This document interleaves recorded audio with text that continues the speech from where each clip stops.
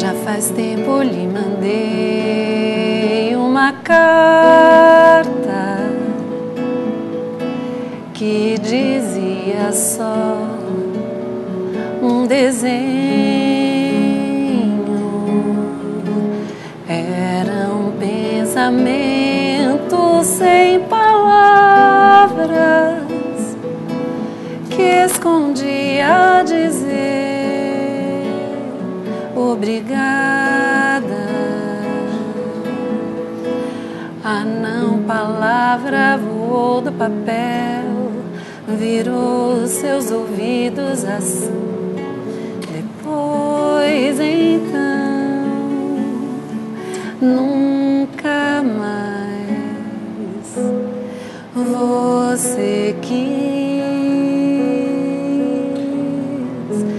pensar em mim. Muito bem, romantismo aqui, né, desembargador? Muito bonito. Mas eu terminei o bloco falando sobre a quantidade de processos, né, aqui no tribunal. 20 milhões de... Não é demais? É muito, mas não é só São Paulo, Gabriel. O Brasil tem 93 milhões de processos em andamento. O que significa isso? Nós poderíamos chegar à sensação de que o Brasil inteiro está litigando, porque nós temos 200 milhões de habitantes. Cada processo teria no mínimo duas partes, não é?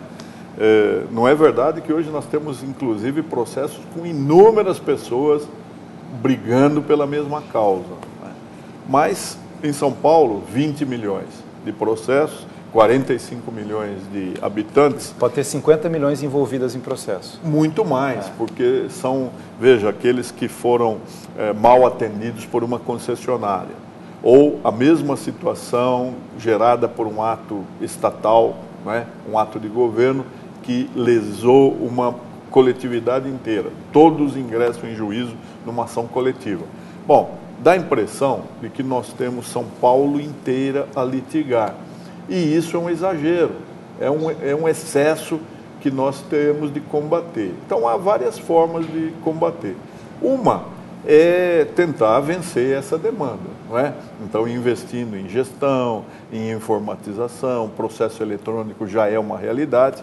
A outra, que eu acho muito mais importante, é convencer a comunidade jurídica de que o processo não é a única opção para quem tem um prejuízo, um sofrimento, uma angústia. Ou seja, nós temos de procurar alternativas.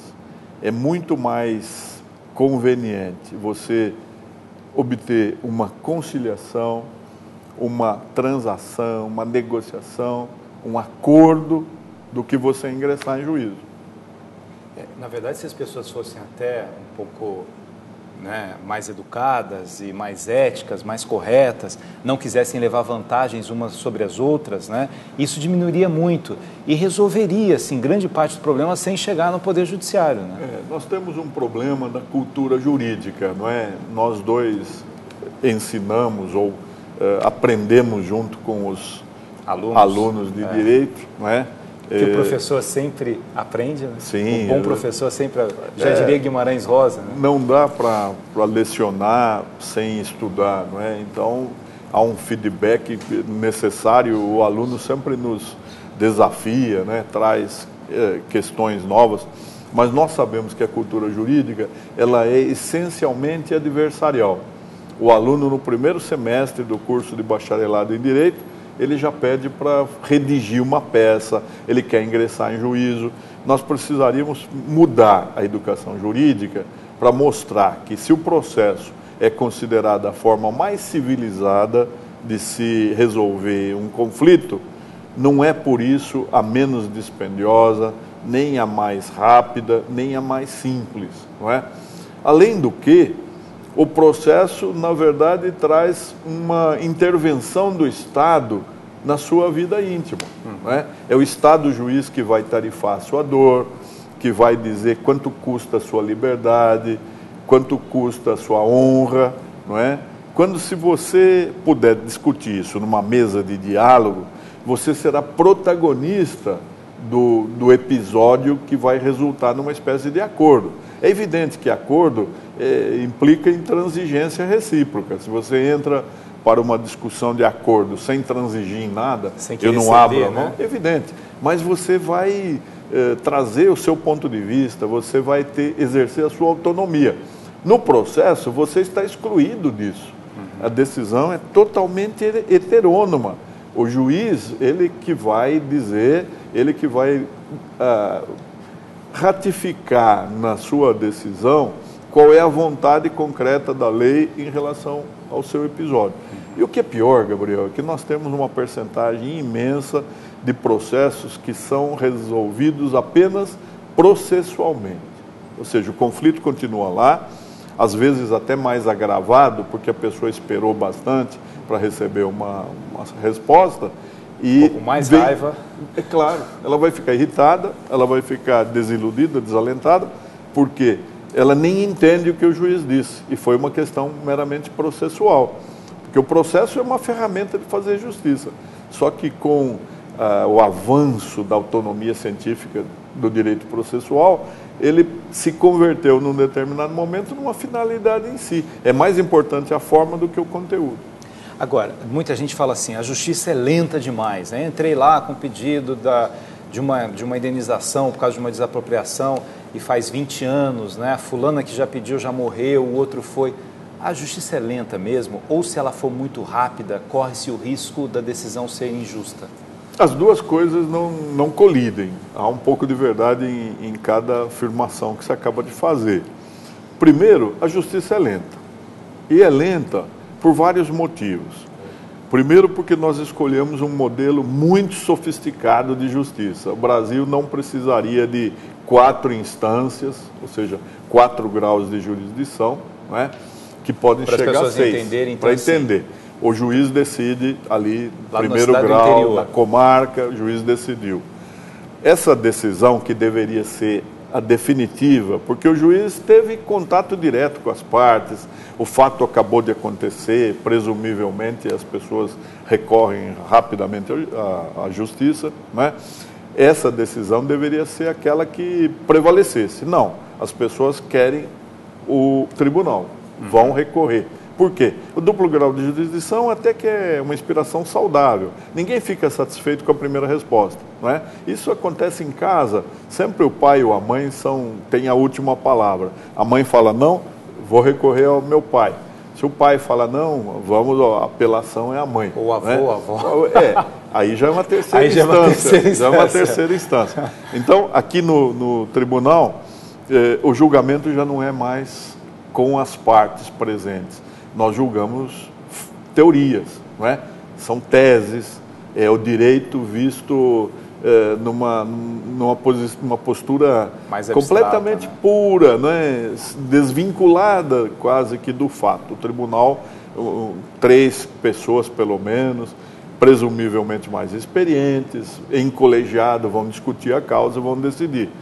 As pessoas deveriam ficar satisfeitas com o segundo grau? Deveriam, só que a cultura jurídica faz com que haja uma terceira instância, que é o Superior Tribunal de Justiça, lá em Brasília, que seria uma corte de cassação para unificar a jurisprudência do Estado brasileiro inteiro. Seria o seguinte, nós temos 27 unidades da federação. Cada Tribunal de Justiça pode fazer uma leitura do mesmo texto legislativo. Então tem que ter uma corte de cassação, de uniformização da jurisprudência, para dizer, não, a lei quer dizer isso só, tanto que faz São Paulo, Minas, Rio, Paraná, etc. Mas existe uma 4ª corte judiciária, que é o Supremo Tribunal Federal. Deveria ser corte constitucional, ou seja, só para dar interpretação daquilo que a Constituição diz. A Constituição é o ápice do ordenamento jurídico, né? Mas a Suprema Corte Brasileira, ao contrário da americana, ela é um 4º grau de jurisdição. A nossa Constituição fala de tudo, então tudo pode ser sujeito a chegar um dia ao Supremo Tribunal Federal. Isso faz com que as lides demorem 15, 20 anos. Ainda tem o Conselho Nacional de Justiça. Aí nós criamos o Conselho Nacional de Justiça, que é um órgão do judiciário, na verdade quase que um poder moderador, porque ele normatiza, é legislador, ele administra, executa e ele julga também. quando ele julga, cabe recurso ao Supremo Tribunal Federal. Então nós temos 6 graus de jurisdição. Não é um exagero para um país como o Brasil, que precisaria ter soluções rápidas, soluções objetivas, claras, e aí sim haveria uma pacificação, não é? Então, nós temos de pensar em várias opções, não é?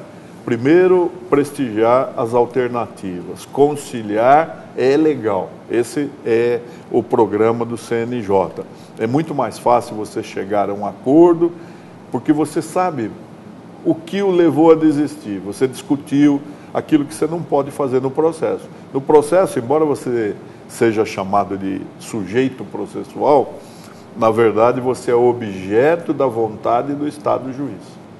O desembargador, uma coisa interessante que eu estou pensando aqui, o senhor falando, a justiça preventiva, por exemplo, há muitos juízes, né, em cidades do interior, como muitos promotores, que vão às escolas, que dão palestras, que orientam, inclusive nas questões da criança e do adolescente, né, do ECA, para prevenir que aquele jovem vá para a criminalidade. E um juiz, um promotor, um delegado, um policial, são autoridades, né? São pessoas que têm aquele poder lá. E só a presença deles nessa relação com alunos, com essa conversa, talvez não seria esse também um dos caminhos para que as pessoas pudessem aprender a fazer aquilo que é certo, já que, infelizmente, as famílias não fazem o que deveriam fazer?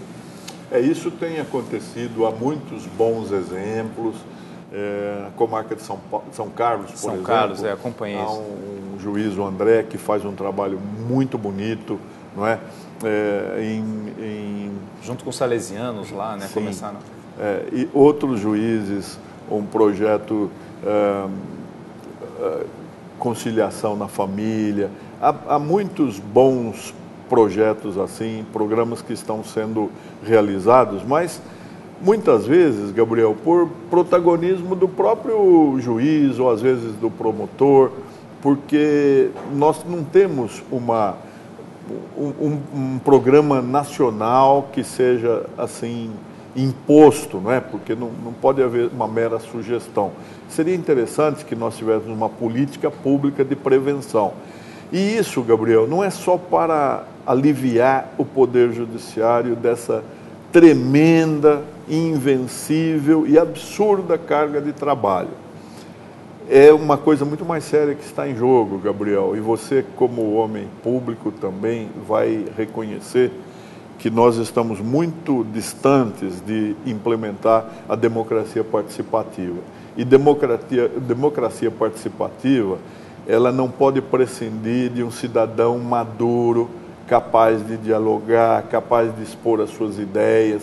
Não pode ser um ser tutelado, infantilizado, né? Alguém que precise do Estado para atender a todas as suas necessidades. Então, no momento que nós treinarmos a cidadania para dialogar, para debater, para entender aquilo que pertine a ele e que ele tem condições muito superiores ao judiciário para resolver, nós estaremos abrindo caminho para implementar esse projeto que foi uma promessa do Constituinte de 88. A gente fala um pouco mais sobre democracia, sobre educação, sobre justiça daqui a pouco. O que nós vamos cantar agora? Se chama Ave Maria, mas Ave não Maria? É a Ave Maria de nono, é uma Ave Mas Maria Ave diferente. Maria sempre é bom. Sempre é bom.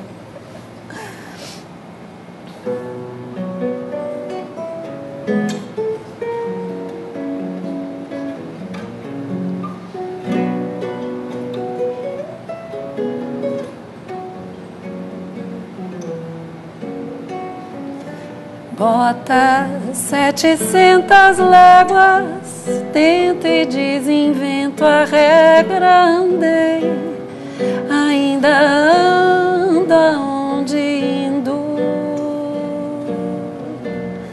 Como é comprido ter caminhos, vem canções, mulher e vinho, andei, ainda ando aonde indo.